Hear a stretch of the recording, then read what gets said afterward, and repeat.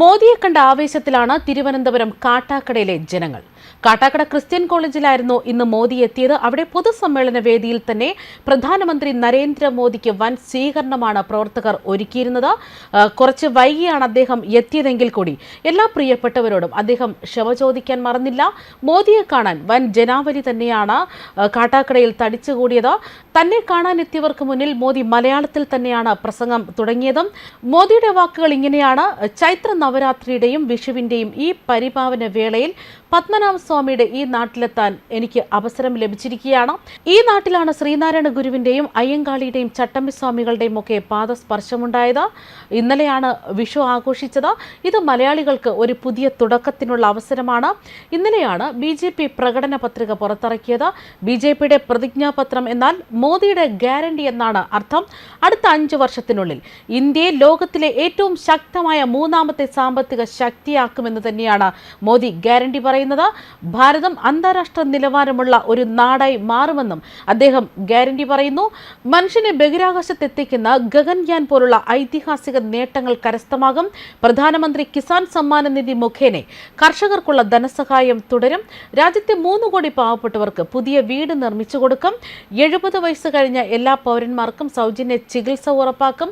രാജ്യത്തെ 10 കോടി സഹോദരിമാർക്ക് IT, ആരോഗ്യം, വിനോദസഞ്ചാരം തുടങ്ങിയ നിരവധി മേഖലകളിൽ പരിശീലനം നൽകുമെന്ന് തന്നെയാണ് മോദി ഗ്യാരണ്ടി പറയുന്നത്. BJPയുടെ വികസന പദ്ധതിയിൽ കേരളത്തിലെ വിവിധ മേഖലയിലുള്ള ജനങ്ങൾക്കായുള്ള വികസന പദ്ധതികൾ ഉൾപ്പെടുത്തിയിട്ടുണ്ട് എന്ന് തന്നെയാണ് അദ്ദേഹം ഉറപ്പിച്ച് വ്യക്തമാക്കുന്നത്. നമ്മുടെ മഹത്തായ പൈതൃക ലോകം മുഴുവനും അറിയണം. നമ്മുടെ വിനോദസഞ്ചാര കേന്ദ്രങ്ങളുടെ സമഗ്ര വികസനമാണ് ലക്ഷ്യമിടുന്നത്. ഇതിൽ കേരളത്തിന് വലിയ പങ്ക് തന്നെ വഹിക്കാനാകും. ഹോം സ്റ്റേകൾക്ക് ഇതിൽ വലിയ പ്രാധാന്യം ലഭിക്കും. ഇത് വനമേഖലയിലെ കുടുംബങ്ങൾക്ക് ഏറെ പ്രയോജനം ചെയ്യും. ഹോം സ്റ്റേകൾ തുടങ്ങാൻ വനിതകൾക്ക് സാമ്പത്തിക സഹായം നൽകും. തീരപ്രദേശങ്ങളുടെ സുരക്ഷ ഉറപ്പുവരുത്തും. ഇടതു വലതു മുന്നണികളുടെ ഭരണം നമ്മുടെ തീരദേശത്ത് താമസിക്കുന്ന സഹോദരങ്ങളുടെ ജീവിതം തകർത്ത് തരിപ്പണമാക്കിയിരിക്കുന്നു. അവരെ BJP രക്ഷിക്കുമെന്ന് തന്നെ മോദി ഉറപ്പു നൽകുകയാണ്. കൂടാതെ മത്സ്യത്തൊഴിലാളി സഹോദരങ്ങളുടെ ജീവിത നിലവാരം വർദ്ധിപ്പിക്കുന്നതിനും അവരുടെ അന്തസ്സും ആത്മാഭിമാനവും സംരക്ഷിക്കുന്നതിനുള്ള നടപടികളും BJP സ്വീകരിക്കുമെന്ന് മോദി ഗ്യാരണ്ടിയിൽ ഉറപ്പു പറയുന്നു. വരുന്ന വർഷം റെയിൽവേയുടെ പുനരുജ്ജീവനത്തിനാകും സാക്ഷ്യം വഹിക്കുക. കേരളത്തിൽ ഇനി സ്ലീപ്പർ ഉൾപ്പെടെ സംവിധാനമുള്ള വന്ദേ ഭാരത് ട്രെയിനുകൾ ഉൾപ്പെടുത്തും. ബുള്ളറ്റ് ട്രെയിനുകൾക്ക് വേണ്ടിയുള്ള സർവേ അടുത്ത മോദി സർക്കാർ ആരംഭിക്കുന്നതാണ്. ഇവിടെ ഇടതു വലതു മുന്നണികൾ ശത്രുക്കളെ പോലെ പെരുമാറുമെങ്കിലും ഡൽഹിയിലെത്തിയാൽ സൗഹൃദം ഊട്ടിയുറപ്പിക്കുന്നതിനുള്ള യോഗങ്ങൾ നടക്കുകയാണ്.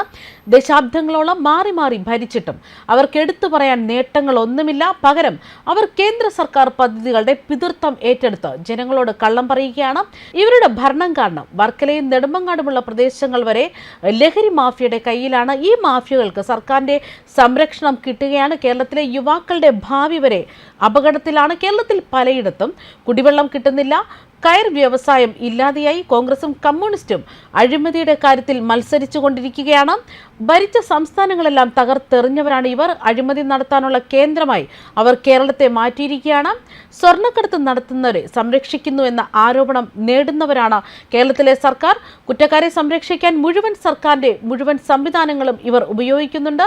അതേസമയം ഈ പൊതുസമ്മേളന വേദിയിൽ BJP സംസ്ഥാന പ്രസിഡന്റ് K. സുരേന്ദ്രൻ, ആറ്റിങ്ങൽ തിരുവനന്തപുരം മണ്ഡലം സ്ഥാനാർത്ഥികളായ കേന്ദ്രമന്ത്രിമാർ V. മുരളീധരനും രാജീവ് ചന്ദ്രശേഖറും, കൊല്ലം മണ്ഡലം സ്ഥാനാർത്ഥി കൃഷ്ണകുമാർ G, നടി ശോഭന തുടങ്ങിയവരടക്കമാണ് വേദിയിൽ പങ്കെടുത്തത്. ന്യൂസ് ഡെസ്ക് കർമ്മ ന്യൂസ്.